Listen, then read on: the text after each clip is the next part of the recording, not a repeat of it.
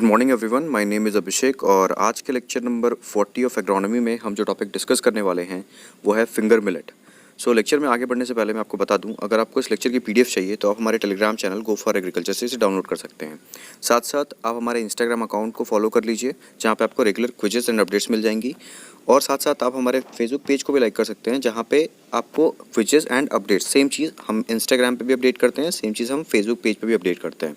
At last, अगर आपको ऐसा फील होता है कि अगर आपके पास कंप्लीट नोट्स नहीं है आपके स्टडी के लिए, like for the BSc for the competitive exams, so आप हमारे education app GFA education app को आप डाउनलोड कर सकते हैं, जहाँ पे हमने सारी चीज़ों को एक जगह इंटीग्रेट कर दिया है। और आपको हमारी वीडियोस भी वहाँ पे एक सेक्शन में, यानी वीडियोस के सेक्शन में हमारी अपडेटेड वीडियोस जो भी हम जैसे यूट्यूब पे अपडेट करते हैं, आपको वहाँ पे सारी चीज़ें मिल जाएंगी। सो चलिए लेक्चर में बढ़ते हैं आगे और अपने स्टार्ट करते हैं वेरी फर्स्ट टॉपिक को। जैसे मैंने बताया कि इस लेक्चर में हम पढ़ने वाले हैं फिंगर मिलेट्स के बारे में, जिसका जो साइंटिफिक नेम होता है वो होता है इलूसीन कोरोकाना। ठीक है, कोरोकाना आप जिस तरीके से इसको प्रोनाउंस करोगे आप कर सकते हो। ठीक है, इसका सबसे पहले हम क्या डिस्कस करेंगे कि इसको हिंदी में क्या कहते हैं, यानी इसका वर्नाकुलर नेम क्या है। तो आपने सुना होगा रागी। ठीक है, तो what is finger millet? Finger millet is ragi. ये है जब ये स्टैंडिंग क्रॉप में प्रेजेंट होता है, यानी इसके स्पाइकलेट्स। ठीक है, और जब इसके सीड्स को हम निकाल लेते हैं, मिलेट्स को निकाल लेते हैं, तो ये इस तरीके से दिखता है। ठीक है, तो इसका ओरिजिन जो है, दो कंसेप्ट है। एक वैदिक लिटरेचर कहता है कि इसका जो ओरिजिन है वो है इंडिया, और वाविलोव ने सजेस्ट किया है कि जो इसका ओरिजिन है वो है एब्सीनिया। तो आप याद रखना, इसके दो ओरिजिन है, यानी एक्सपेक्टेड दो ओरिजिन है। First is the India and second is the Abyssinia. अगर इसके प्लांट के मॉर्फोलॉजी के बारे में अगर हम बात करते हैं तो this is erect and annual plant. ठीक है, प्रोफ्यूजली टिलरिंग, मतलब इनमें टिलर्स जो होते हैं बहुत घने होते हैं, आप देख रहे हो। ठीक है, स्टेम इज़ कंप्रेस्ड। ठीक है, एलिप्टिक। कहने का मतलब क्या है, जो स्टेम होते हैं उनके नोड्स जो होते हैं बहुत करीब करीब होते हैं, क्योंकि अब आप खुद सोचो, टिलरिंग जो हो रहा है बहुत ज़्यादा होता है, टिलर्स कहाँ से निकलते हैं? नोड्स से। तो कहने का मतलब है इनका जो स्टेम होता है बहुत कंप्रेस्ड होता है, यानी इनके जो नोड्स हैं वो बहुत पास पास होते हैं। Leaves near with distinct midrib, sorry, leaves जो है लीनियर होते हैं, लीनियर मतलब स्ट्रेट, एंड जो इनके मिडरिव होते हैं, यानी लीव का जो मिड लाइन होता है जो, वो क्या होता है, डिस्टिंक्ट होता है, वो अलग से दिखता है। Leaf sheath completely envelopes the stem. कहने का मतलब जो लीफ है, आपने एक मॉडिफिकेशन पढ़ा होगा, जो लीफ है वो एज अ सीथ बन जाता है, जो क्या करता है, स्टेम को कवर करता है। तो लीफ सीथ जो है कम्प्लीटली इन्वेलप्स द स्टेम, यानी जो स्टेम रीजन है यहाँ पे, ये लीफ सीथ इसको कवर कर लेता है। लीव्स आर अरेंज जो अल्टरनेटली, कहने का मतलब आपने 11th में पढ़ा होगा, जो लीव्स हैं वो अरेंज कैसे होते हैं, वो अल्टरनेट पोजीशन में अरेंज होते हैं। जैसे मैं आपको दिखाता हूँ, वेट अ मिनट। आपने ये पढ़ा होगा, जैसे स्ट्रेट लाइन है, ठीक है, स्ट्रेट एक्सिस है प्लांट का, ठीक है, या फिर आप मान लो कि ये मिडरिब है, तो मिडरिब पे, सॉरी ये स्टेम है, तो इस पे ये लीव्स ऐसे लगे होंगे अल्टरनेट पोजीशन पे, मतलब एक नोड पे सिर्फ एक स्टेम प्रेजेंट होता है, सॉरी एक लीफ प्रेजेंट होता है। ठीक है, तो कहने का मतलब है लीव्स जो हैं वो कैसे अरेंज होते हैं, in the alternate fashion. I hope आपको ये समझ में आ गया होगा। So moving to the next part, 1 minute. Okay, moving to the next part, that is the morphology. हम मॉर्फोलॉजी में भी डिस्कस कर रहे हैं, मतलब प्लांट टाइप के बारे में। तो panicles are of different shapes. Panicle अगर हम बात करें तो डिफरेंट शेप्स के होते हैं। कर्व टॉप होता है, इनकर्व्ड होता है, ओपन होता है, और फिस्टी से। फिस्टी मतलब अगर आप अपनी मुट्ठी को बंद करोगे तो जो शेप होता है ना, फिस्ट, उस शेप का इनका पैनिकल प्रेजेंट होता है, यानी पैनिकल जो है डिफरेंट टाइप्स के पाए जाते हैं। नंबर ऑफ स्पाइकलेट्स कितने प्रेजेंट होते हैं per finger? That is 47 to 73, 67 to 73 numbers में। ईच स्पाइकलेट बात करें तो 4 टू 6 फ्लावर्स होते हैं। तो आप काउंट करके देख लो इनके कितने सारे फ्लावर्स बनेंगे। एक फिंगर में इतने सारे स्पाइकलेट्स, और एक स्पाइकलेट में 4 टू 6 फ्लावर्स होते हैं। क्रॉप जो है वो सेल्फ पॉलिनेटेड है, यानी इसमें जो पॉलिनेशन है वो सेल्फ पॉलिनेशन है, यानी जो मदर, सॉरी, जो फीमेल पार्ट है एंड जो मेल पार्ट है वो साथ साथ ही क्या करते हैं, ग्रो करते हैं। तो जो चांस बढ़ा देता है इनके सेल्फ पॉलिनेशन का। अगर स्पेशल फीचर्स इंडिया में अगर हम बात करें तो एरिया रिमेन कांस्टेंट। ठीक है, कहने का मतलब है कि जिस एरिया में अभी, मतलब इनका जो प्रोडक्शन है बात करें तो फिक्स्ड है। ठीक है, मतलब एक स्पेसिफिक एरिया में ही किया जाता है। इंडिया के स्पेशली अगर हम बात कर रहे हैं तो प्रोडक्शन एंड प्रोडक्टिविटी जो है इंक्रीज़ की गई है, यानी इनके वैरायटीज़ को क्या किया है, एरिया उतना ही है लेकिन हमने इनके प्रोडक्शन को एंड प्रोडक्टिविटी को इंक्रीज़ कर लिया है। ठीक है, यानी टोटल जो अमाउंट जो पर फील्ड से जो आ रहा है वो क्या हो चुका है, अब बढ़ गया है, मतलब per unit of the land जो है इसकी प्रोडक्टिविटी बढ़ गई है। ठीक है, so moving to the next part, due to better variety and management, it is a major millet in southern part of the India. ठीक है। ये मिलेट्स की कैटेगरी में फिंगर मिलेट जो है वो मेजर मिलेट हो गया है southern part of the India में। It is cultivated for grain and forage, ध्यान रखना इसका हम ग्रेन भी यूज़ करते हैं, as a forage for the cattles भी यूज़ करते हैं। Cultivated up to an altitude of 2100 metre, ठीक है, मतलब हायर एल्टीट्यूड पे भी इसको कल्टीवेट किया जा सकता है। सो अगर हम एरिया बात करें इंडिया में तो आप स्टेट्स देख सकते हो, ये है हमारा एरिया, ये total production and this is the productivity, ठीक है। तो मिलियन हेक्टेयर में अगर हम एरिया वाइज बात करें तो सबसे ज़्यादा एरिया जो कवर करता है वो है कर्नाटक, यानी साउथ इंडिया, ठीक है, साउथ इंडिया में कर्नाटक। और जो टोटल प्रोडक्शन है वो है 1.4 मिलियन टन्स एंड प्रोडक्टिविटी अगर हम देखें तो प्रोडक्टिविटी है 1.02। लेकिन अगर सबसे ज़्यादा आप स्टेट्स में देखो प्रोडक्टिविटी सबसे ज़्यादा किसका है, तमिलनाडु का प्रोडक्टिविटी है। लेकिन अगर हम बात करें लैंड एरिया बहुत ही कम यूज़ होता है उसके लिए, तो इसीलिए टोटल जो प्रोडक्शन है वो कम है। इसका प्रोडक्टिविटी है, ठीक है, एक स्पेसिफिक लैंड एरिया से प्रोडक्टिविटी ज़्यादा आ रही है, लेकिन जो लैंड हम यूज़ कर रहे हैं बहुत ही कम यूज़ कर रहे हैं as compare to Karnataka. That's why जो टोटल प्रोडक्शन है वो कर्नाटक का क्या है, सबसे ज़्यादा है, ठीक है। So moving to the next part, other states में अगर हम बात करते हैं तो Orissa, Bihar, Gujarat and west Bengal are the other states that produces finger millets, ठीक है। फिंगर मिलेट्स का मैंने नाम क्या बताया, इसको हिंदी में क्या कहते हैं, ragi. Now moving to the climatic requirements, यानी इनको कैसा कंडीशन चाहिए, क्लाइमेट का कैसा कंडीशन चाहिए for the optimum growth. It is grown in tropics and सब ट्रॉपिक्स। ट्रॉपिक्स एंड सब ट्रॉपिकल रीजन कौन से हैं, नियर इक्वेटर एंड थोड़ा सा दूर, ठीक है, उस रीजन में इसको ज़्यादा लगाया जाता है। मीन टेम्परेचर जो होता है वो क्या होता है, 26 degree to 29 degree is best for proper growth, यानी जो एवरेज टेम्परेचर है वो 26 से 29 डिग्री होना चाहिए for the proper growth of the finger millet. Crop yield जो है रिड्यूस करेगा अगर टेम्परेचर बिलो हो जाए 20 degree centigrade. Crop has good drought recovery, कहने का मतलब है अगर सूखा आ जाता है जब हमने क्रॉप लगाया हुआ है तो प्लांट का जो प्रोडक्शन का कैपेसिटी है, यानी रिकवरी, वापस से अपने प्रोडक्शन को रिटेन करने की वो कैपेसिटी इसकी ज़्यादा है फिंगर मिलेट की, ठीक है। Transpiration coefficient small. Transpiration coefficient क्या होता है, अगर मैं बात करूं तो आप इस तरीके से समझो, ट्रांसपिरेशन कोफिशिएंट कहने का मतलब है 1 ग्राम ड्राई मास बनाने के लिए, प्लांट में 1 ग्राम ड्राई मास बनाने के लिए वाटर रिक्वायरमेंट कितना है ग्राम में। लाइक हम कह सकते हैं कि for the wheat 1 gram dry मास बनाने के लिए 3 ग्राम पानी लगता है, ठीक है, तो 3 gram is the transpiration coefficient, ठीक है। तो कहने का मतलब है ट्रांसपिरेशन कोफिशिएंट क्या है इसका, स्मॉल है, ठीक है। कहने का मतलब है कि कम ही पानी लगता है ड्राई मास बनाने में, ठीक है। कितना लगता है, हाफ और 1/3 ऑफ द वीट, जितना वीट में रिक्वायरमेंट है उससे हाफ या फिर 1/3 लगता है। High capacity for solar water Uptake, soil water Uptake, कहने का मतलब है कि ये जो प्लांट है उसमें थोड़ा भी जो सॉइल है, ये जो प्लांट है सॉइल में से जितने भी वाटर हैं उसको अपटेक करने की कैपेसिटी क्या है, ज़्यादा है। मतलब कहने का है कि इसका जो सिस्टम है वाटर को एब्जॉर्ब करने का मोर एफिशिएंट है, ठीक है, और जो वाटर है उसको मोर प्रिसाइजली वो यूज़ कर लेता है, ठीक है, बहुत अच्छे तरीके से यूटिलाइज कर लेता है वाटर जो भी अवेलेबल है इन the soil. Grown well in rainfall of 500 to 900 millimetre, ठीक है, जहाँ पे वाटर अगर रेनफॉल जो है 500 से 900 मिलीमीटर का हो रहा है तो वहाँ पे ये आराम से ग्रो कर सकता है। So this was the climatic requirement. Moving to the next part, that is soil. Soil कैसा चाहिए इन्हें, wide adaptability to different soils, मतलब बहुत तरीके के सॉइल्स में लग सकते हैं। Very poor to fertile soil जो है इसमें भी ये लगाया जा सकता है। कैन टॉलरेट सैलिनिटी, ठीक है, सैलिनिटी को भी टॉलरेट कर सकता है। और पीएच अगर हम बात करें तो पीएच ग्रेटर दैन 11 को भी ये टॉलरेट कर सकता है। Best soil are alluvial, loamy, sandy with good drainage. चाहे इनमें का कोई सा भी सॉइल हो, ठीक है, इनको बेस्ट सॉइल कंसिडर किया जाता है, लेकिन इंपॉर्टेंट इज गुड ड्रेनेज। कहने का मतलब है वाटर स्टैगनेंट नहीं होना चाहिए, फील्ड में वाटर रुकना नहीं चाहिए, नहीं तो वो क्रॉप क्या हो जाएगा, खराब हो जाएगा। Heavy clay soils with poor drainage is less suitable. कहने का मतलब है कि गुड ड्रेनेज तो अपने पहले ही डिस्कस कर लिया है, यानी क्ले सॉइल में हम जानते हैं माइक्रोपोर्स होते हैं, वाटर को ज़्यादा देर तक होल्ड करके रहता है। तो क्ले सॉइल्स है अगर और उसमें पूरा ड्रेनेज है तो वो तो ऑब्वियस सा बात है कि लेस सुटेबल होगा इस क्रॉप के लिए। तो हमने बात की क्लाइमेटिक एंड सॉइल रिक्वायरमेंट्स के बारे में। Next is the field preparation, ठीक है। तो हम फील्ड कैसे प्रिपेयर करेंगे, deep ploughing come swallow harrowing at last. कहने का मतलब है हम डीप फ्लो करते हैं, कम मीन्स मतलब साथ साथ हमें शैलो हैरोइंग करना है उस फील्ड पे, ठीक है, ताकि हम डेवलप कर पाए फाइन टिल्थ, ठीक है। तो fine tilth is essential. Form beds and channels with 10 to 20 कहने का मतलब है कि हम बेड्स एंड चैनल बनाना है विथ 10 से 20 पर मीटर स्क्वायर, ठीक है। Provide irrigation channels at proper intervals for irrigated crops, जहाँ पे हम इरीगेशन करने वाले हैं वहाँ पे प्रॉपर चैनल बनाना है फॉर द इरीगेशन, ठीक है। अप्लाई FYM और कंपोस्ट बिफोर फॉर्मिंग बेड्स, यानी हम जो लैंड प्रिपेयर कर रहे हैं उस टाइम पे जनरली ये जो प्रोसेस है 12.5 टन ऑफ दी कंपोस्ट या फिर FIM, ये जनरली सबके लिए है। सो हम FIM कंपोस्ट यूज़ करते हैं बिफोर फॉर्मिंग बेड्स, यानी जब हम फील्ड को तैयार कर रहे हैं फॉर द फाइन टिल्थ उस टाइम पे ही हम ये चीज़ें करते हैं, यानी FIM या फिर कंपोस्ट को अप्लाई करते हैं। और जो जनरल कहा जाता है वो 12.5 टन पर हेक्टेयर के हिसाब से हम यूज़ करते हैं FIM को।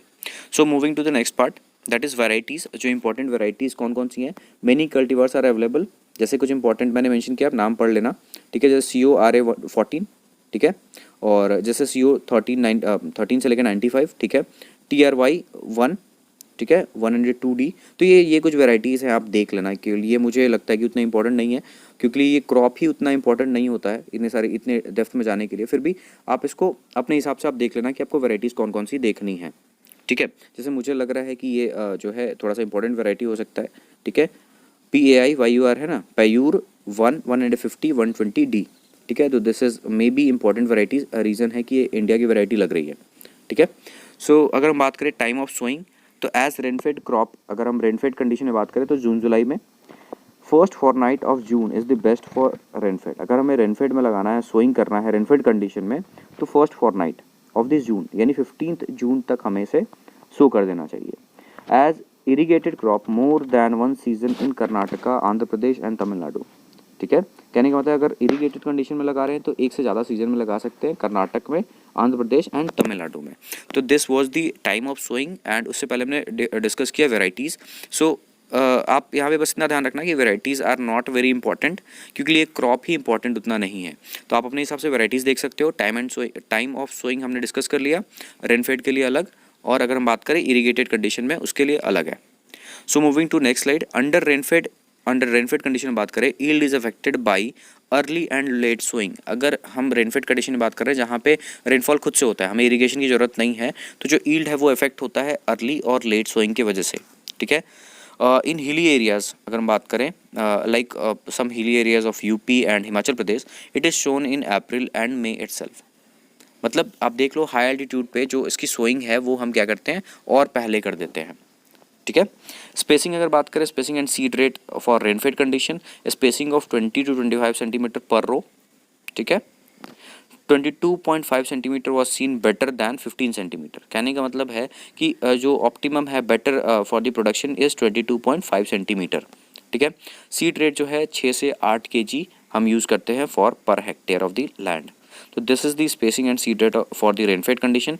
एंड फॉर ट्रांसप्लांटिंग, अगर हमें ट्रांसप्लांट करना है, यानी फिर हमें नर्सरी में डालना है, तो 5 kg फॉर नर्सरी, ठीक है। और अगर हम टोटल लैंड अगर बात करें तो 12.5% ऑफ द लैंड में इसको हम क्या करते हैं, प्रोड्यूस करते हैं, ठीक है। और अगर हमें ट्रांसप्लांट कब करना चाहिए मेन फील्ड में, वो 18 to 20 डेज ओल्ड जब ये हो जाए उसको हम फिर ट्रांसप्लांट कर सकते हैं मेन फील्ड में। 15 into 15 सेंटीमीटर इन तमिलनाडु जो स्पेसिफिक रेशियो फॉलो किया जाता है, ठीक है। 30 into 7.5 centimetre in some of the areas, इनको फॉलो किया जाता है। लाइक क्या है ये, plant to plant distance and row to row distance है, ठीक है। आई होप आपको spacing and the seed rate जो है समझ में आ गया होगा। So moving to the next slide is the stand establishment, यानी जब क्रॉप जो फील्ड में लगा हुआ है उसके एस्टेब्लिशमेंट की बात की जा रही है, यानी जब जो क्रॉप है वो फील्ड में है, ठीक है। तो सीड ट्रीटमेंट इज़ मस्ट, हमें सीड ट्रीटमेंट करना चाहिए। मतलब जब हम उसको क्या कह रहे हैं, जब उसको हम फील्ड में लगा रहे हैं उस टाइम पे, ठीक है। सीडलिंग्स रूट में बी डिप्ड एजोस्पिरलम, ठीक है। कहने का मतलब है जो सीडलिंग्स जब हम लगाएंगे, मान लो नर्सरी से हम लेकर जा रहे हैं मेन फील्ड में, तो उस टाइम हमें क्या करना चाहिए, उसके रूट्स को एजोस्पिरलम में डीप करना चाहिए। 2 सीडलिंग्स पर हिल, ठीक है। पर हिल हम 2 सीडलिंग्स लगाते हैं, क्योंकि मे बी अगर एक डाई कर गया तो जो जर्मिनेशन परसेंटेज है वो हमारा मेंटेन रहे। 3 सेंटीमीटर डेप्थ लगाते हैं, ठीक है। Thin the population in direct seeded crop to maintain optimum plant stand. कहने का मतलब है कि हमें जो पॉपुलेशन है उसको मेंटेन करने के लिए, डायरेक्ट सीड अगर हम कर रहे हैं तो हमें ये चीज़ का ध्यान रखना पड़ता है कि हम उतने सीड्स का यूज़ करें फील्ड में कि अगर बाई चांस होता है कि अगर प्लांट डेड हो गया यानी नहीं जर्मिनेट कर पाया, तो हम उस कहने का मतलब है कि उस फील्ड में ऑप्टिमम ग्रोथ रहे, और कहने का मतलब है कि हमें जो हमारा जो ईल्ड है वो परफेक्ट रहे, या हमारा ईल्ड जो है लॉस में ना जाए। तो इसलिए हम क्या करते हैं कि हम पॉपुलेशन को थिन कर देते हैं, ठीक है, in case of direct seeded crop to maintain the optimum plant stand, ठीक है। आई होप आपको इस चीज़ समझ में आ गया होगा कि हम फील्ड में क्या क्या चीज़ें करते हैं। अब इसके मैनेजमेंट में बात करते हैं तो इसको इरिगेशन जो है मिनिमम 2 इरिगेशन चाहिए एट टिलरिंग एंड फ्लावरिंग, जिसकी वजह से क्या होगा, जो यील्ड है वो इंक्रीज़ करेगा। Irrigation at 50% depletion is sufficient. कहने का मतलब है जब वाटर का लेयर जो है वाटर जो रिक्वायरमेंट 50% से नीचे चला जाए, कहने का मतलब है कि वाटर जब कम हो जाए 50% से नीचे, तब हमें वहाँ पे इरिगेशन करना चाहिए।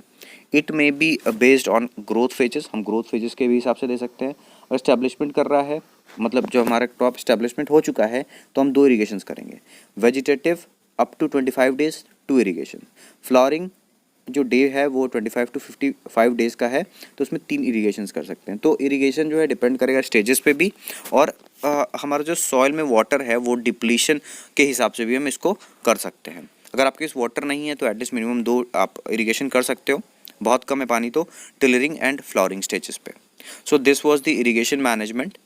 और अगर मैच्योरिटी वाली बात आती है तो मैच्योरिटी में हमें 56, मैच्योरिटी का टाइम क्या है 56 डेज ऑनवर्ड्स, 1 से 2 हम इरिगेशन कर सकते हैं। ठीक है। Stop irrigation after dough stage, जब उसमें सीड लग चुका है और हार्ड डो स्टेज आ रहा है तो उस टाइम पे हमें इरिगेशन नहीं देना चाहिए। आप जनरली जानते हो जो भी सीरियल क्रॉप्स है उसमें हम जब भी हमें हार्वेस्टिंग करनी होती है, यानी उसका जब हार्ड डो स्टेज आ जाता है तो हम उसमें इरिगेशन नहीं करते हैं। तो this is the water requirement. Next is the nutrient management. ठीक है। तो सबसे पहला response well to the fertiliser, जितना हम फर्टिलाइज़र यूज़ करते हैं उसमें से जो वेस्टेज है कम होता है, क्योंकि वो प्रॉपर जितना हम न्यूट्रिएंट दे रहे हैं उस हिसाब से अपना ग्रोथ जो है शो करता है। जनरल रिकमेंडेशन कितना है 60-30-30, यानी नाइट्रोजन 60 kg पर हेक्टेयर, जो फॉस्फोरस 30 kg, एंड अगर K2O का बात करें तो 30 kg per hectare of the land हम डालते हैं।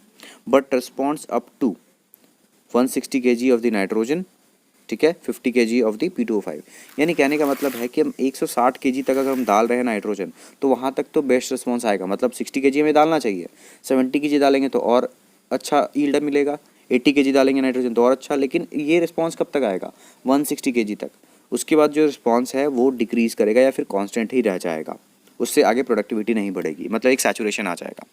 Application of magnesium at the rate of 50 kg and calcium at the rate of 20 kg is also favoring crop growth। मतलब क्रॉप ग्रोथ के लिए 50 kg of the magnesium and 20 kg of the calcium भी use करते हैं in the soil. Half nitrogen and full potassium and phosphorus at basal dose, कहने का मतलब है जब हम लैंड प्रिपेयर कर रहे हैं उस टाइम पे हम नाइट्रोजन को हाफ डालते हैं, ठीक है, यानी बेसल डोज में फॉस्फोरस कंप्लीट डालते हैं, पोटेशियम को भी कंप्लीट डालते हैं। Balance nitrogen at 15 days of the tillering, 25 days of the sowing. ठीक है, मतलब हम नाइट्रोजन को बैलेंस कर लेते हैं, जो और बचे हुए नाइट्रोजन है उसको 15 डेज ऑफ दी टिलरिंग जो है उसके हिसाब से और 25 डेज ऑफ सोइंग के हिसाब से उसको हम लोग बांट देते हैं। ठीक है। सीड इनोकुलेशन अगर हम बात करें, यानी सीड को इनोकुलेट करना विद बायो फर्टिलाइजर्स, यानी हम जब उसका न्यूट्रिएंट, क्योंकि देखो सीड्स को सिर्फ लगाने के बाद ही नहीं, यानी फील्ड में ही उसे न्यूट्रिएंट की ज़रूरत नहीं पड़ती है, हम पहले भी उसको क्या कर सकते हैं, प्रोटेक्शन दे सकते हैं, एज ए कुछ न्यूट्रिशन दे सकते हैं कि जो ग्रोथ हो रैपिडली हो। तो seed inoculation with bio fertilisers is advantageous. कहने का मतलब है अगर हमने सीड को पहले ही इनोकुलेट कर दिया विद बायो फर्टिलाइजर्स, लाइक अगर आपने सुना हो तो हम ट्राइकोडर्मा वगैरह यूज़ करते हैं, ठीक है, बैसिलस वगैरह यूज़ करते हैं, तो इनसे अगर हमने इनोकुलेट कर दिया तो ये हमारे लिए एडवांटेज है, हमें यील्ड ज़्यादा मिलेगा। So this is the nutrient management. So अगर हम बात करें वीड मैनेजमेंट के बारे में तो severe problem and controlling early. ठीक है, कहने का मतलब है सीवियर प्रॉब्लम एंड कंट्रोल करना चाहिए स्टार्टिंग में, क्योंकि ये ज़्यादा दिक्कत हमें कॉज कर सकता है। स्टार्टिंग कब, 2 से 3 वीक इज़ वेरी एसेंशियल। अगर हमने इस टाइम पे नहीं किया तो वीड्स हमें ज़्यादा परेशान करेंगे। ठीक है। Hand weeding gives satisfactory control of the weed, अगर हम हैंड वीडिंग कर दे टाइम टू टाइम तो ये हमें सेटिस्फैक्ट्री रिजल्ट दे सकता है। Herbicides like butachlor, butachlor 1.25 kg as per pre emergence for transplanted crop. ठीक है। और फॉर डायरेक्ट सीडेड क्रॉप अगर हम बात करें पोस्ट इमरजेंस में 24DEE यानी DEE और 24D NA salt at the rate of 0.5 kg 10 days after crop germination हम यूज़ कर सकते हैं फॉर दी एसेंशियल या फिर इफेक्टिव वीड कंट्रोल में। ठीक है। तो आई होप आपको ये जो मैनेजमेंट है हमारा irrigation management, nutrient management, weed management, ये सारा आपको समझ में आ गया होगा। Next is the cropping system, हम कौन कौन से क्रॉपिंग सिस्टम इस फिंगर मिलेट के साथ हम यूज़ कर सकते हैं। So first the under rainfed conditions अगर हम बात करें तो mix with sorghum, pearl millet and variety of oil seeds and pulses, इसके साथ हम मिक्स करके लगा सकते हैं under rainfed condition. In hilly areas mix with soybean, ठीक है। Under irrigation grown in rotation with, हम क्रॉप रोटेशन करते हैं with tobacco, vegetables, turmeric, gram, linseed, mustard. तो this is the crop rotation which goes with the finger. So next is the FM. FM means यहाँ पे क्या है, finger millet जो है, फिंगर मिलेट को हम शुगर केन के साथ लगा सकते हैं, फिंगर मिलेट को हम पोटैटो के साथ लगा सकते हैं, ठीक है, मतलब finger millet, potato and maize, and finger millet rice भी लगा सकते हैं। तो this is the cropping system that we follow in the case of finger millet, ठीक है। तो ये चीज़ें आप थोड़ा सा याद रखना है। इसका थोड़ा सा ये इंपॉर्टेंट हो जाता है कि हम इनमें क्रॉपिंग सिस्टम कौन कौन से, यानी किन क्रॉप के साथ हम कौन सा क्रॉप लगाया जा सकता है, मतलब कौन कौन से क्रॉप को हम लगा सकते हैं फॉर दी यील्ड बेनिफिट, और कह सकते हैं कि फार्मर्स पॉइंट ऑफ व्यू से, ठीक है। मेजर प्रॉब्लम्स अगर हम बात करें तो इनमें डिजीजेस होता है, सबसे पहला ब्लास्ट, ठीक है। तो सीरियल्स का तो मेजर जो डिजीज़ है वो तो ब्लास्ट है, आप देखते हो राइस के भी केस में आता है, ठीक है। Second is the seedling blight, third is the downy mildew, ठीक है। तो ये 3 केसेस हैं, 3 डिजीज़ जो हैं वो इंपॉर्टेंट है इसके केस में। इंसेक्ट पेस्ट में बात करें तो स्टेम बोरर्स, ठीक है, इंसेक्ट पेस्ट जो मेजर है ये।